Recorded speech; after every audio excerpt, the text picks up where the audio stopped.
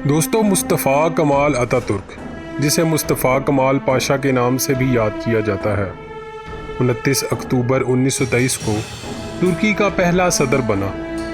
آج ہم ترکی کے بانی مصطفیٰ کمال اتاتürk کی زندگی کے متعلق بات کریں گے کہ کیسے ایک شخص نے سلطنت عثمانیہ کا اختتام کر کے موجودہ ترکی کی بنیاد رکھی، کیسے ایک عام سا نوجوان فوج کے اعلیٰ عہدوں پر فائز بھی رہا۔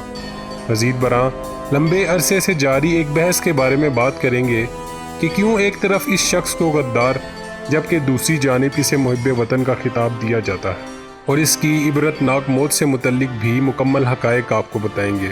لیکن ویڈیو شروع کرنے سے پہلے آپ سے گزارش ہے کہ ہمارے چینل معلوماتی فیکٹ ٹی وی کو سبسکرائب کر لیں تاکہ ایسی انفارمیٹیو ویڈیوز آپ کو بآسانی ملتی رہیں۔ دوستو، مصطفیٰ کمال کی پیدائش 1881 میں موجودہ گریس کے ایک علاقے سیلونیکا میں ہوئی۔ ایک عام سے متوسط گھرانے میں پروان چڑھنے والا مصطفیٰ کمال کس کو معلوم تھا کہ فادر آف ترکی کہلائے گا۔ مصطفیٰ کمال نے جوانی میں ہی اپنی صلاحیتوں کے جوہر دکھانا شروع کر دیے۔ اپنی گریجویشن کے فوراً بعد ہی اس نے اپنی سیاسی سرگرمیوں کا آغاز کر دیا۔ مصطفیٰ کمال کی سیاسی زندگی کا آغاز تو کچھ خاصا اچھا نہ ہوا، کیونکہ اپنی گریجویشن کے بعد ہی خلیفہ عبدالحمید کے خلاف ہونے والے مظاہروں میں شرکت کے باعث اسے گرفتار کر لیا گیا۔ لیکن اس وقت مصطفیٰ کمال کافی مشہور ہو چکا تھا۔ جیل سے رہا ہونے کے بعد ہی دمشق میں سٹاف کیپٹن کے عہدے پر فائز ہو گیا۔ 1908 میں نوجوان ترک انقلاب میں پیش بھی رہا۔ فوج میں ملازمت کے دوران ہی وہ اپنے افسروں میں کافی مشہور ہو گیا۔ 1911 میں ہونے والی جنگ تبرک جو کہ اٹلی اور ترکی کے درمیان لڑی گئی تھی، اس میں کمال بہادری کے جوہر دکھاتے ہوئے اپنی فوج کو کامیابی دلوانے میں اہم کردار ادا کیا۔ 1912 میں بلکن وار کے دوران بھی اپنی کمال مہارت سے اپنے سے کئی گنا بڑی فوج کو اس شخص نے مشکل میں ڈالی رکھا۔ اس جنگ کے دوران ہی مصطفیٰ کمال کو قائم مقام جو کہ کرنل کے عہدے کے برابر ہوتا ہے، اس پر فائز کر دیا گیا۔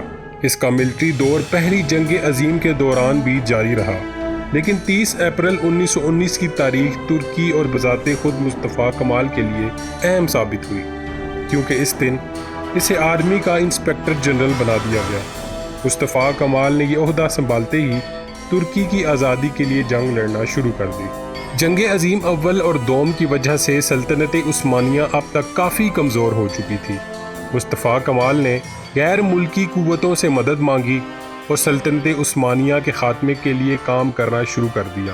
آخر کار مصطفیٰ کمال اور بیرونی ممالک کی ملی بھگت سے اس وقت کے موجودہ گرینڈ وزیر فرید پاشا نے خلافت عثمانیہ کو ختم کرنے کے ڈاکومنٹ پر دستخط کر دیے، اور یوں 10 اگست 1920 کو ایک عظیم سلطنت کا اختتام ہوا اور موجودہ ترکی کی بنیاد رکھ دی گئی۔ یہی وجہ تھی کہ ایک جانب اپنی فوجی دور میں ایک طرف سلطنت عثمانیہ کے لیے جنگیں لڑتا مصطفیٰ کمال بہت سے لوگوں کے لیے ہیرو بن گیا، جبکہ دوسری جانب سلطنت عثمانیہ کو توڑنے کی وجہ سے غدار بھی کہلایا۔ مصطفیٰ کمال نے نہ صرف ماڈرن ترکی کی بنیاد رکھی بلکہ اسے سیکولر بنانے کے لیے اقدامات بھی کیے۔ اپنی کیملزم فلسفی کے تحت تمام اسلامی اقدار کا خاتمہ کر کے اس نے ترکی کو ایک سیکولر اور غیر اسلامی ملک بنا دیا۔ صرف سال 1925 میں مصطفیٰ کمال نے مغربی ممالک کے ساتھ 15 کے قریب معاہدے کیے، وہی بلکن ریاستیں جو کہ ایک زمانے میں سلطنت عثمانیہ کے خلاف جنگ کر رہی تھیں، ان کے ساتھ مصطفیٰ کمال نے کئی معاہدے کیے۔ غرض کے اپنے دور حکومت میں مصطفیٰ کمال ایک اسلامی ملک کا غیر اسلامی لیڈر بنا رہا۔ 25 اکتوبر 1937 کو اس نے سلال بیار کو وزیر اعظم بنا دیا۔ اس دوران اتاتürk کی صحت بھی کافی خراب ہونے لگی تھی۔ ڈاکٹرز کے مطابق مصطفیٰ کمال جو کہ کافی عرصے سے شراب اور نشے کی لت میں مبتلا تھا، جس کی وجہ سے اس کے جگر میں ایک عجیب سی بیماری ہو گئی تھی۔ کرہوسز نامی اس بیماری میں انسان کا جگر کام کرنا چھوڑ دیتا ہے اور اس میں کیڑے پڑ جاتے ہیں۔ اتاتürk کے ساتھ بھی ایسا ہی ہوا۔ قریبی ساتھیوں کے مطابق اتاتürk کی زندگی کے آخری سال کافی تکلیف دہ تھے، اور اسی بیماری کے باعث 11 نومبر 1938 کو مصطفیٰ کمال انتقال کر گیا، جس کے بعد ترکی کا ایک بھیانک باب اپنے اختتام کو پہنچا اور ترکی بجائے سلطنت عثمانیہ کہلانے کے ایک ملک کے روپ میں دنیا کے سامنے آ گیا۔ دوستو، آپ اس سے متعلق کیا رائے رکھتے ہیں؟ اس سے ہمیں ضرور آگاہ کیجیے گا۔